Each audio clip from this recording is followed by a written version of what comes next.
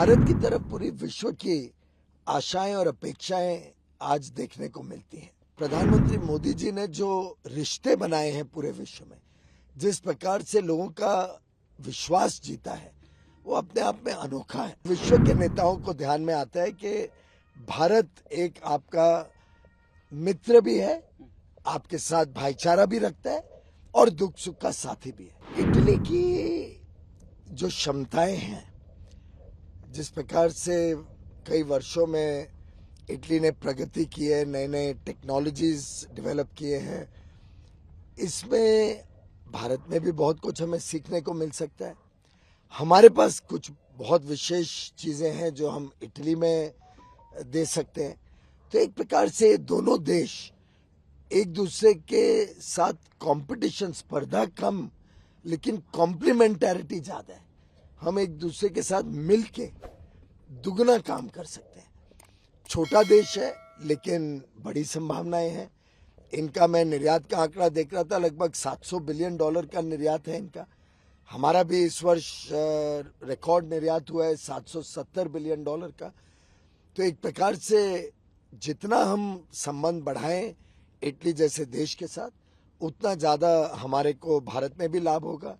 नई टेक्नोलॉजीज आएंगी, रोजगार के नए साधन आएंगे, नए प्रकार से काम करने के हमें ढंग भी दिखेंगे, मिलेंगे।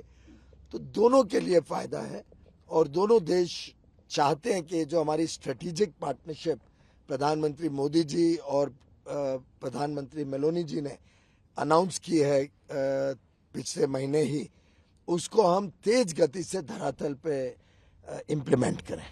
सर, इटली के डिप्टी प्राइम मिनिस्टर भी यहाँ पे थे और इटली के प्राइम मिनिस्टर ने भी प्रधानमंत्री को सबसे लोकप्रिय नेता बताया है और इन्होंने भी आज अपने सीईओ राउंड टेबल स्पीच में ये बोला है कि वो हर संभव मदद तक करने के लिए तैयार हैं और भारत से हमारी जो दोस्ती है वो और मजबूत होगी। भारत की तरफ पूरी विश्व की आशाएं और अपेक्षाएं आज देखने को मिलती हैं। प्रधानमंत्री मोदी जी ने जो रिश्ते बनाए हैं पूरे विश्व में, जिस प्रकार से लोगों का विश्वास जीता है, वो अपने आप में अनोखा है। आज पूरे विश्व के सबसे लोकप्रिय नेता के रूप में 9 वर्ष तक लगातार उनका नाम पहले नंबर पर आया है। लोगों ने देखा है कि प्रधानमंत्री मोदी जी बहुत ही एक प्रकार से अच्छी कूटनीति रखते हैं, जिसमें विश्व में शांति हो, विश्व एक परिवार की तरह सोचे, एक दूसरे की भलाई की सोचे। आखिर आप सोचिए, टर्की में जो बहुत ज्यादा जिसके साथ भारत के ऐसे घनिष्ठ संबंध नहीं है, उसके बावजूद टर्की में जब भूकंप आया, उस समय भारत पहला देश था जिसने ऑपरेशन दोस्ती के नाते अपनी एनडीआरएफ की टीम्स रेस्क्यू के लिए भेजी, लोगों को बचाने के लिए भेजी।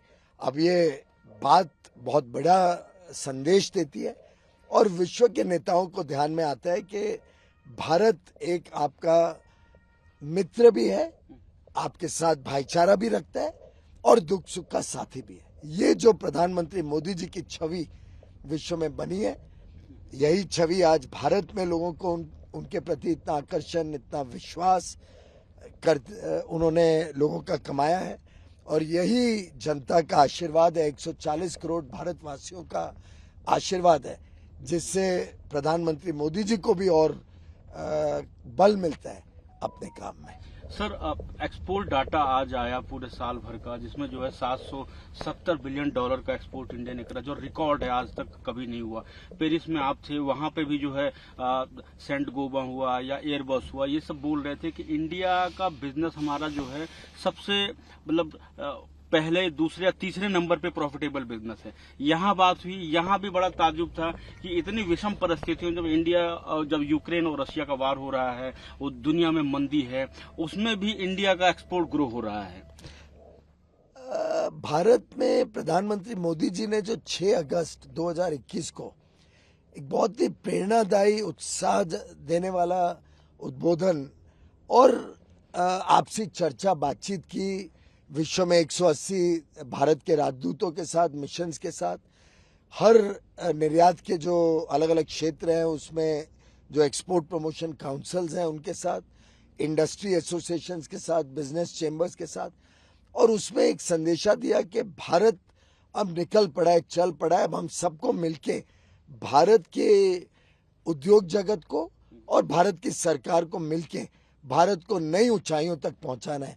उस कार्य में जिस प्रकार से पूरा औद्योगिक जगत उत्साहित हो गया प्रधानमंत्री मोदी जी के आशीर्वाद से, उनके नेतृत्व से, ये उसका फलस्वरूप है कि 54% वृद्धि मात्र 2 वर्ष में, एक ऐतिहासिक निर्यात की परफॉर्मेंस भारत ने अचीव की है। पर अभी भी उत्साह बुलंद है और सभी निर्यातकों ने मुझे विश्वास दिलाया कि हम आगे और बढ़ते जाएंगे।